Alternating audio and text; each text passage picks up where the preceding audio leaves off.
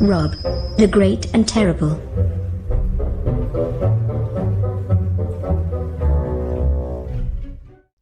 Suicide's Seduction, written and narrated by Robert Ormsby. Well, the solution is simple enough, she said, with a smile slowly spreading across her face. And what a smile it was, mysterious as it was wide, and disarming in its charm. And the brightness, the sheer brilliance of it. He was moved by the beauty in it, but also fearful of its intensity. Then what is it, woman? He laughed. Your self-confidence has captured my attention, and your smile has earned my trust. I'm open to your advice and eager to hear your truth. Be done with your sorrows. As if it were that easy. I have tried. They are too numerous to abandon, and the pain too great to stifle. I sense your sadness, and I feel your pains. Your soul is what troubles you, so let your soul be freed from all these burdens. It sounds as though you speak of death. Yes, she said plainly. I speak of the escape found in death. Death will ease your troubled mind and mend your damaged heart. Death is the escape for the otherwise inescapable. He frowned deeply.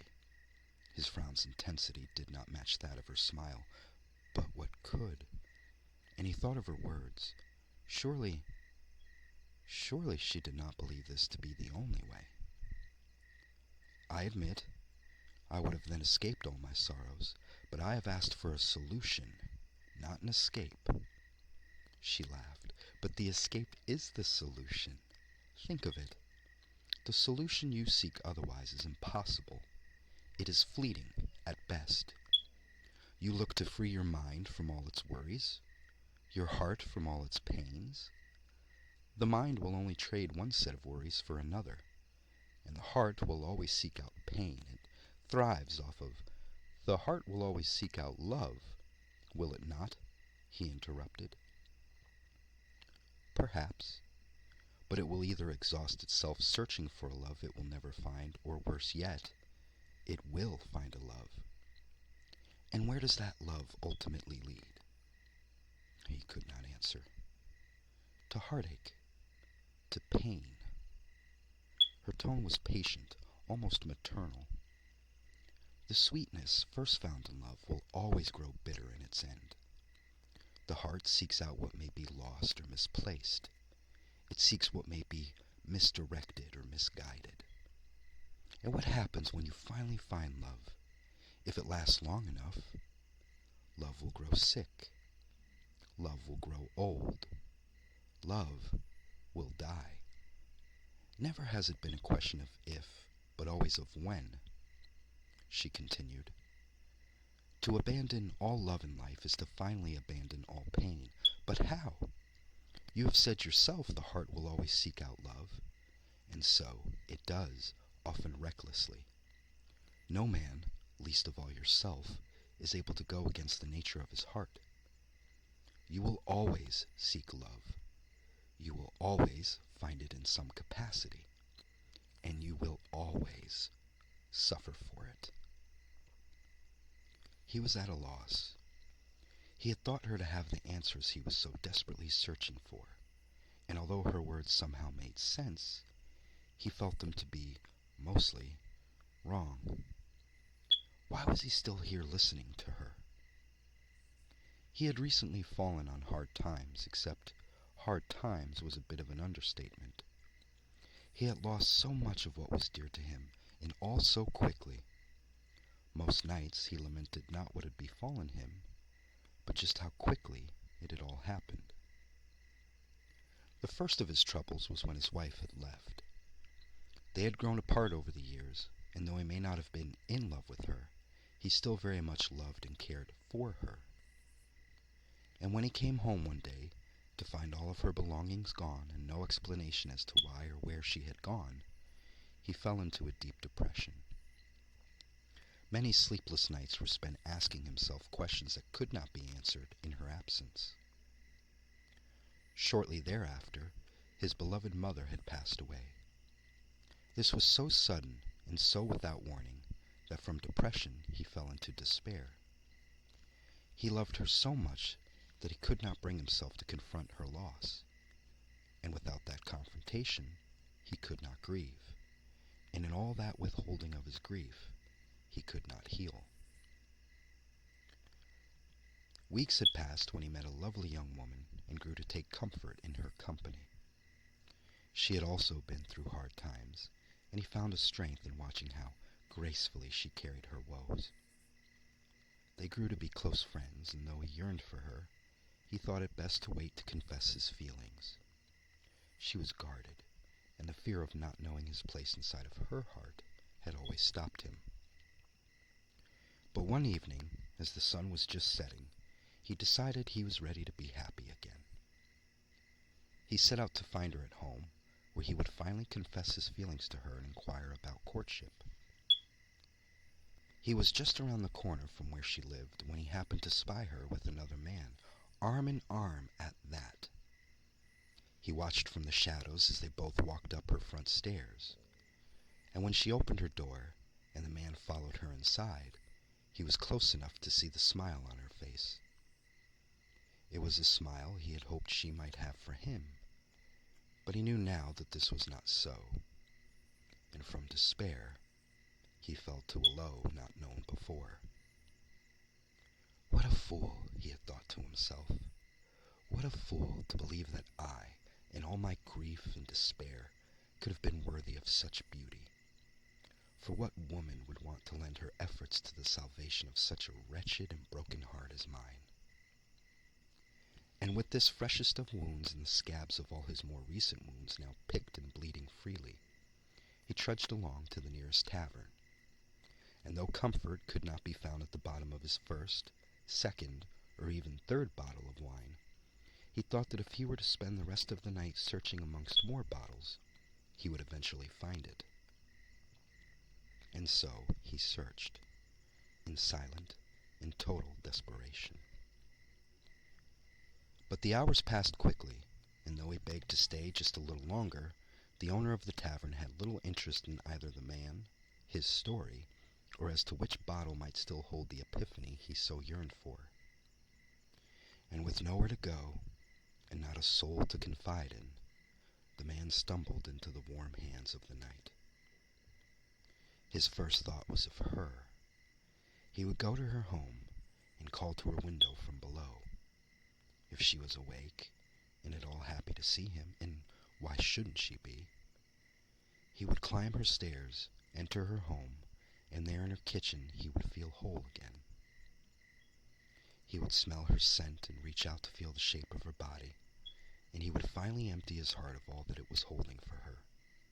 If need be, he would use her sharpest knife to cut himself open from heart to liver, and as all of his desires, secrets, and passions for her spilled out along with his very guts, well, she would pick through the mess of his insides laying at her feet, and surely find something that might endear him to her.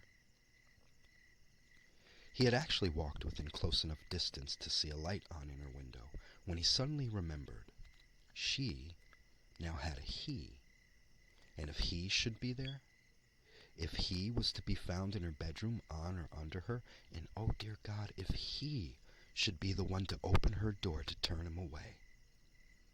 He was fearful in his drunken and darkened mind state that he would grab her sharpest knife, and instead of his own figurative guts being spilled in the kitchen, he would spill that man's literal guts all along her front stairs. He loved her so, and he was lonely in it all. Best to stay away, probably. So he continued onwards. Anger and regret walked alongside him, constantly reminding him of all that had befallen him as of late. Sadness trailed behind him, promising not to ever lose him. And sorrow darted in and out between the four of them, like a child playing amongst their parents. And when the voices suddenly ceased their whispering and constant jeering, he found he had unwittingly wandered into the forest and was now in a clearing in the woods. The moon was the only beauty to be found on this night, and it was shining especially bright as if to counterbalance the man's especially dark thoughts. A small stream ran through the clearing. Although as late as the hour was, even the stream itself seemed tired. It did not run as much as lazily trickled through the woods. There were gnarled and twisted trees hung low all around him, and towards the edge of the clearing he could see what looked to be remnants of a demolished shack. Upon closer inspection, he found that it may have actually been remnants of a small home, long since destroyed. Sorting through the debris, he found a woman's dress, a child's teddy bear, assorted knickknacks, a rickety ladder, and even a sitting chair that looked mostly intact. How fortunate! He felt like a king amongst ruins. He carried the chair back over by the stream, and after beating away the spiders that crawled all along the backing, he sat down for a moment's rest. The sounds of nature at night surrounded him, and he almost found solace in it all. Now that the alcohol was wearing off, he could feel every step he had walked over the last few hours. The entire nights, days, weeks, months, events had caught up to his body, and his head grew too heavy to hold upright. He lowered his head to his chest and found that his eyes also felt too heavy to hold open, and so he thought to close them for just a minute. He fell asleep, there in the woods, and he dreamt of her. In his dream, they were in his bed together. She was asking if he still had something he needed to tell her. He smiled and admitted that he still didn't know how to tell her. She laughed and offered to turn to face the other direction so that he could whisper what he needed to say in her ear and not have to look directly in her eyes. Would this help him to confess? He said that it would. Laying next to her in bed, he ran his fingers through her hair, down her neck and shoulders, down her arm, and finding her hands, he caressed the tips of her fingers. The scent of her finally freed him to whisper all of his heart into her ear. He kissed her neck, he kissed her shoulders, he kissed her anywhere he could, all the while his hands moving frantically over her as if they couldn't decide which curve in her body they'd ever settle on. And he continued to whisper his affections. She never said a word, but he could hear her breathing quicken, and he could feel her body responding to his touch. And when he entered her, he could hear her gasp. And the words would not stop. He could not find the end of his desire for her. And as the rhythm quickened, so did his outpouring of words. And in the end, he told her he loved her. And she was silent until she whispered back to him, sadly, "I love you, but so does she, and she's coming." He awoke startled. It was still dark, save for the moon. He was taken aback by the stillness of everything. The stream appeared to be at even less of a trickle. The crickets and frogs that had been of some solace before were now completely silent. Not even a cloud passed in the night sky, but something was moving off in the distance. It was a beautiful woman, not just beautiful, but exquisitely gorgeous. She was tall, dark-skinned, and wore a white dress that clung to every curve on her body. Her eyes somehow seemed to shine brighter than the moon itself. They shined in a way that might have blinded him, but even blind, he thought he would still be able to see them. And she was smiling at him. Even from a distance, he could see the brilliance of her smile. But where had she come from? How could she have crept up on him so quickly? The woods were wide, and he hadn't been asleep that long. He thought it was almost as if she had materialized from his very dream. In a way, he was right. She moved quickly enough through the clearing and was now standing quite close to him in his chair. She was even more beautiful up close. Her dress was spotless, and he had not ever seen such full lips. He was fixated on her long neck and the smoothness of the skin. He wondered what it might feel like, to feel all of whatever may be under the dress. He had sobered up by now, but just the sight of her was intoxicating in itself. He was ashamed that he could not stop airing eyes, neck, breasts, legs, back to her eyes, and all over again, but felt powerless to stop. She was beautiful in a way that hurt the eyes. She introduced herself to him, and he to her. He asked her what she was doing in these woods so late at night. She laughed and said she should ask him the same. He tried to hold her eyes while they talked, but found it near impossible. Her eyes were too bright to hold, and her body seemed to demand his attention. He pushed these thoughts away. She probably has a he as well. And they continued to make small talk. And when she eventually asked him of his troubles, he told her. He told her everything he had gone through with his wife, his mother, and his she, and her insufferable he.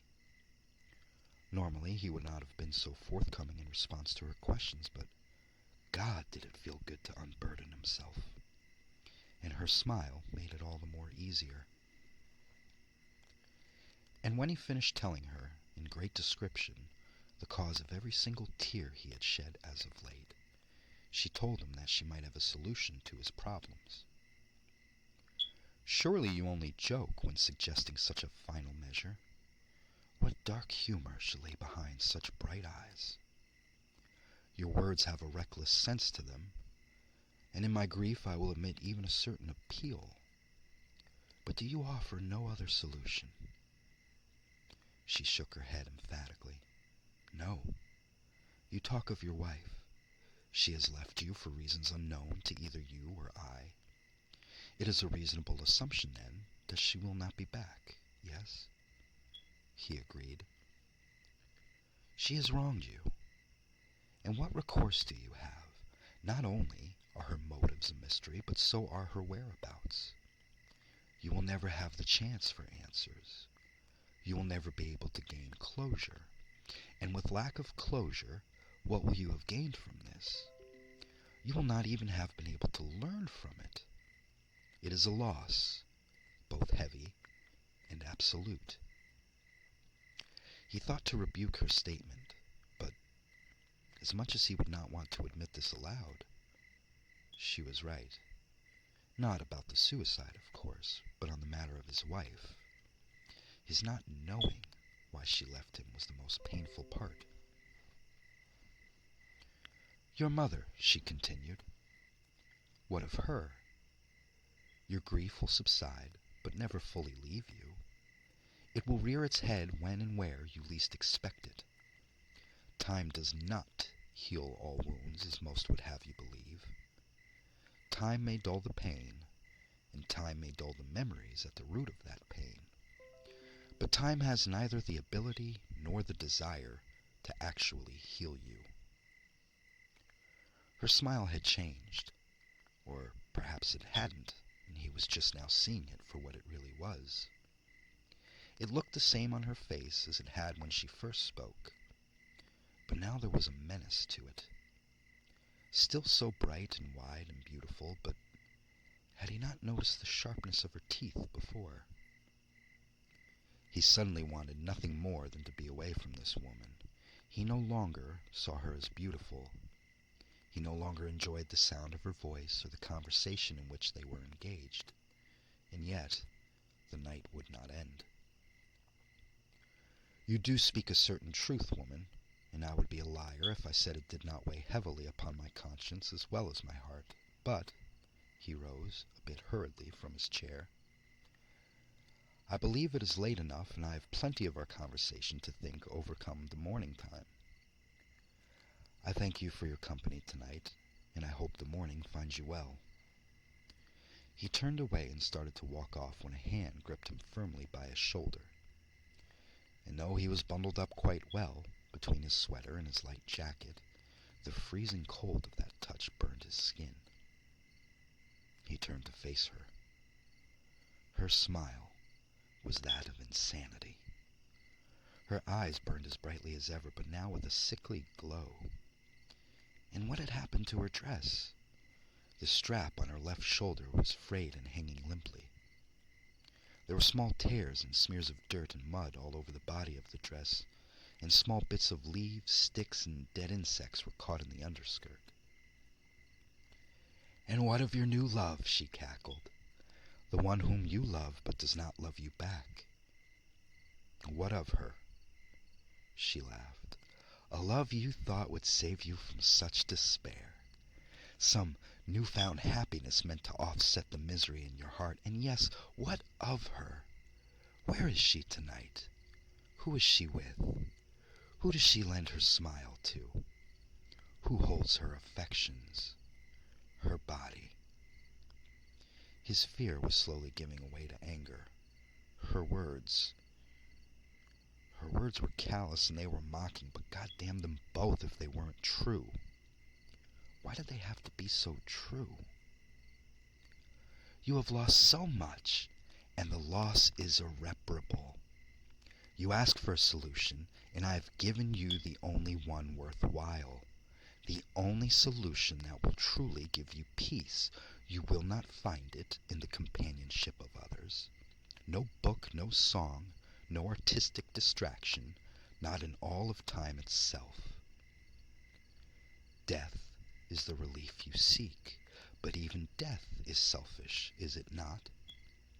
At the peak of suffering, when we most crave his touch, he is nowhere to be found. But for all the suffering in your life that you cannot control, know that your salvation lies always ready in your own hands.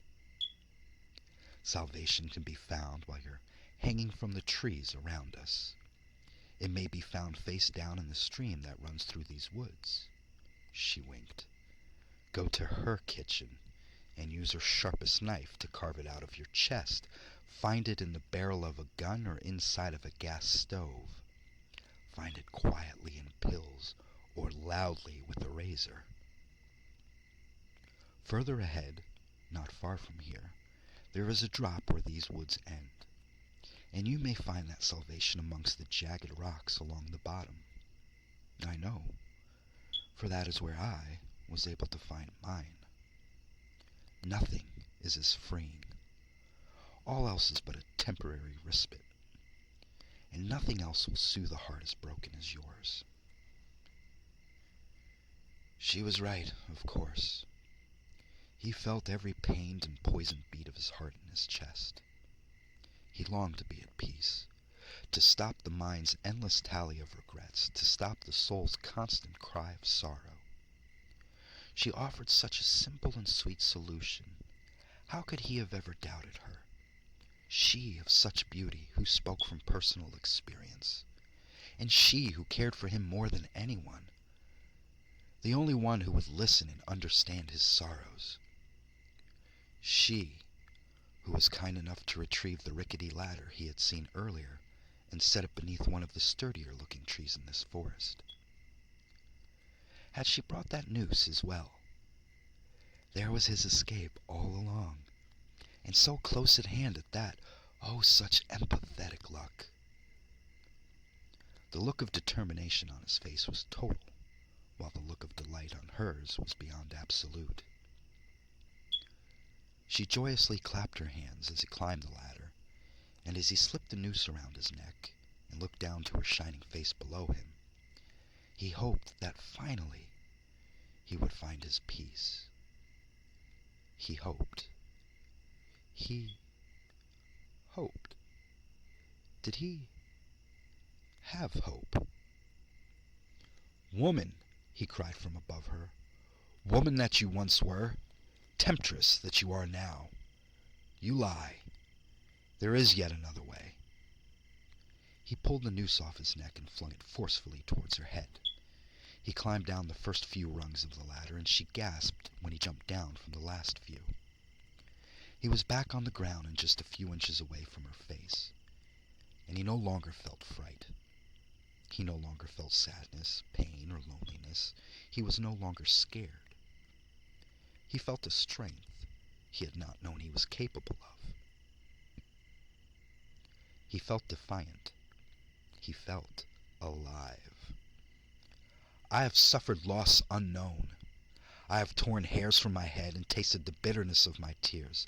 I have lost appetite, sleep, and possibly my very mind. I have lost any pleasure I once knew, and still, when such darkness envelops me, I may yet find a light. I still have hope. The pain of my wife will dull in time. The fond and cherished memories of my mother will not. And I will find a love, and if it is not with she, then what of it? There will be another, and if that love is lost, I shall find it wholly again in either another woman or in pieces of the world around me. Your words are seductive to a troubled ear, but they hold no truth. It is a coward's way, and I am no coward. I would gladly endure all the pain of yesterday for all the potential of a tomorrow. She cowed in fear of his newfound resolve. Leave me be, woman. If there is no solution to my sorrows, then I will carry them as best I can, and I will find my resolution in due time. And like that, she was gone. He eventually made his way home and slept well into the afternoon. When he awoke, he decided he would go into town and purchase a few books for reading, and perhaps even some supplies for writing. Along the way, he was so absorbed in his own thoughts, he did not hear his name being called from across the street. It wasn't until she had crossed and pulled him by the arm that he realized she had been calling him for quite some time. She seemed genuinely worried about him. She had gone to his home last night to invite him to dinner at her place, but was worried when she did not find him at home. Her brother was in town, and was staying with her for a few days. She had talked about him endlessly to her brother, and he was eager to meet him. A neighbor had told her that he had gone to the tavern.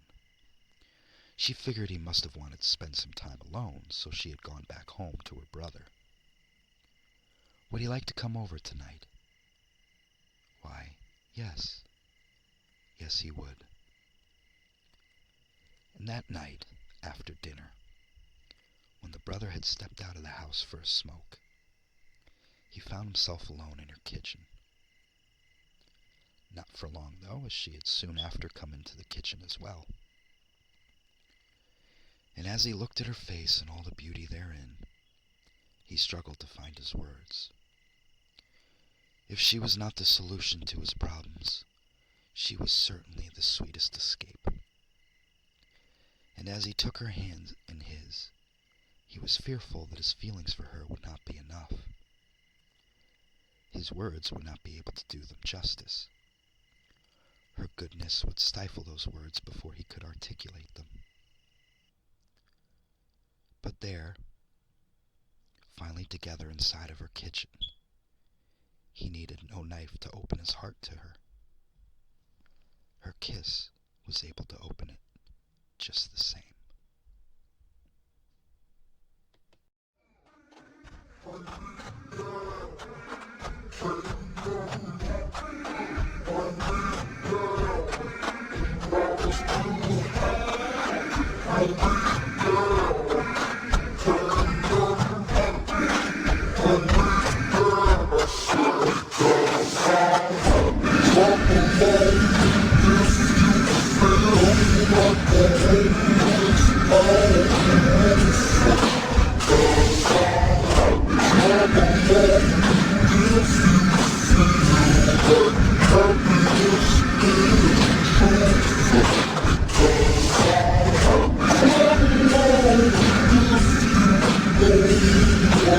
Happy